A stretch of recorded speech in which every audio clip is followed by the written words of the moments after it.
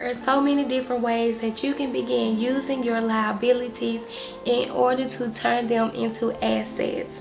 In today's video, I'm going to teach you guys how you can start a car rental business from home with no money. So without further ado, let's go ahead and get into it. The first step is to determine whether you're going to use the car that you already have, or if you're going to decide to purchase maybe a used or a new car in order to get your car business up and running. Those of you who are saying you don't want to use your car and you don't want to allow total strangers to use your car in order for you to make money, the first thing we're going to do is discuss how you can purchase a car without having to use any of your money in the beginning. So if you're new to the channel and this is your first video, on this channel we discuss ways you can actually start businesses without having to impact your personal finances or your personal credit.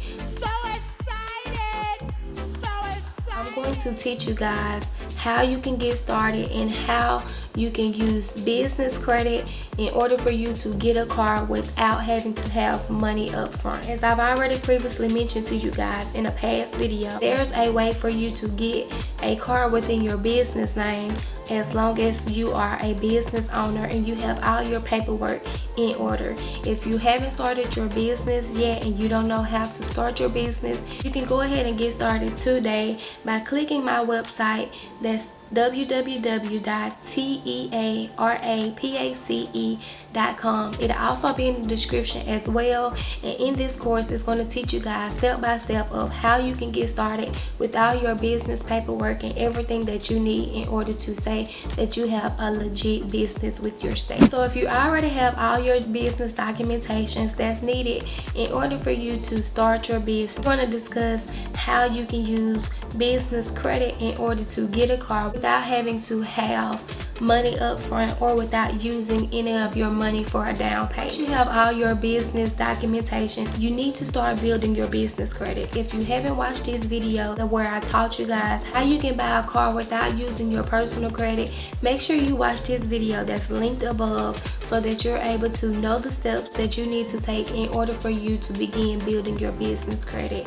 Once you have began building your business credit, it's going to take you within the next 6 months in order to get an approval for your car loan. Now with your business credit, you want to make sure that you have your trade lines as in Quill, Uline, Summer Office, going to Tier 2, getting your gas cards, and your different trade lines in order for you to have business credit built.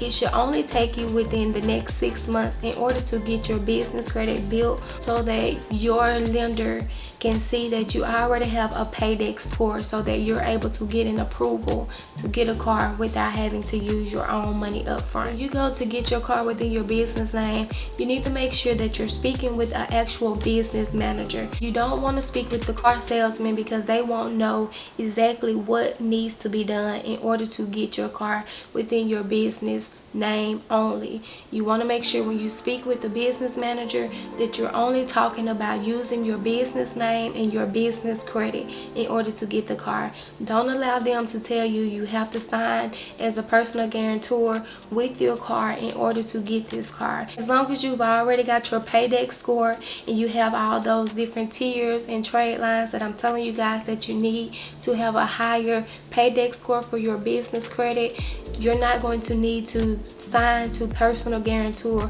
the loan with your new car within your business name. You want to make sure that you're keeping your business credit separate from your personal credit, so make sure you speak with the business manager so that they can assist you with doing so.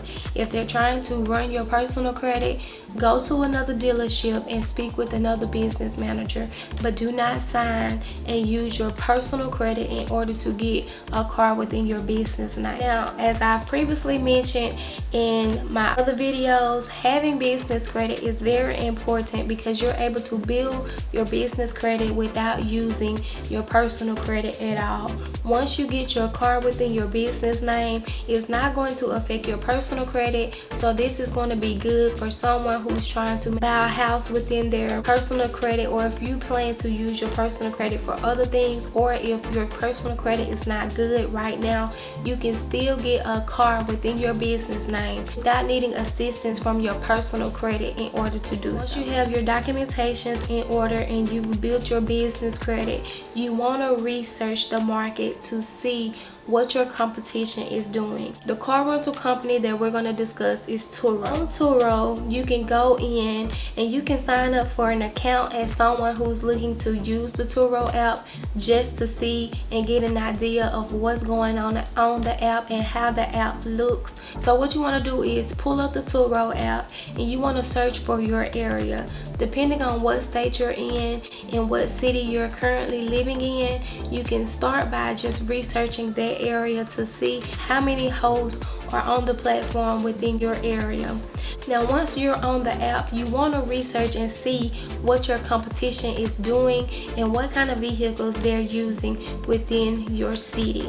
Once you get onto the app, you want to look for those hosts who are super hosts so that you can see what vehicles they're using and how much money they're charging per day for their car. Keep in mind, before you go and purchase your vehicle within your business name, you want to see how your competition is doing within your area. You want to make sure that you do your research and you see exactly what vehicles are being used the most on the platform. You don't need to sign up as a host right now in order to do your research, but you can just sign up as someone who's going to use Turo to find a vehicle to use. Even though you're not going to use the vehicle, you want to get on there and you just want to do your research and see what vehicles are people renting out the most within your area.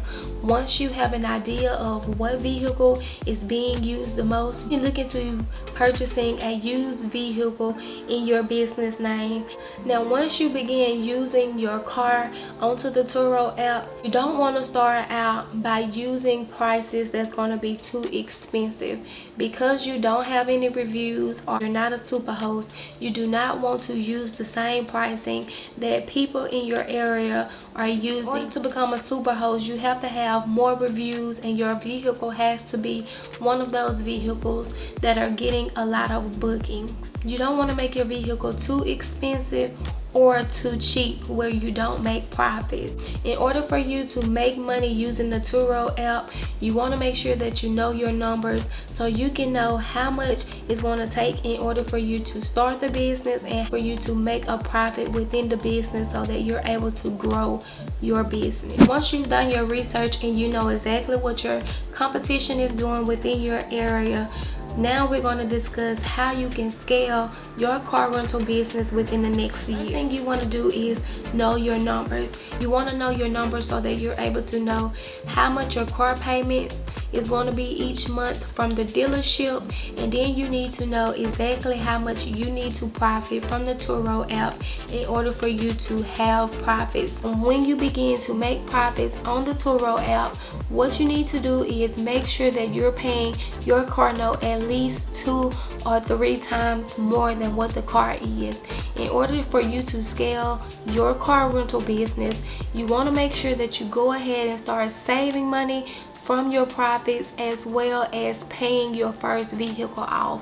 Once you have your first vehicle and you have your vehicle listed on Turo and you're getting consistent bookings, you want to make sure that you're not using your profit so that you're able to focus on scaling your business to a fleet of vehicles. The way you're going to do this is by using your profit to only save and to invest into more vehicles. So the first thing you want to do is when you get profits, you're using the profits to assist with paying the vehicle off faster than what your actual payment terms in.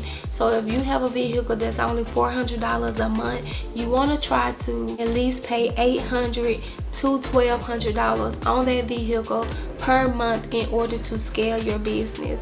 Now the reason you want to pay double or triple the amount of your car loan is so that you're able to get that vehicle paid off and that you're able to keep the profits in your pocket once this vehicle is paid off.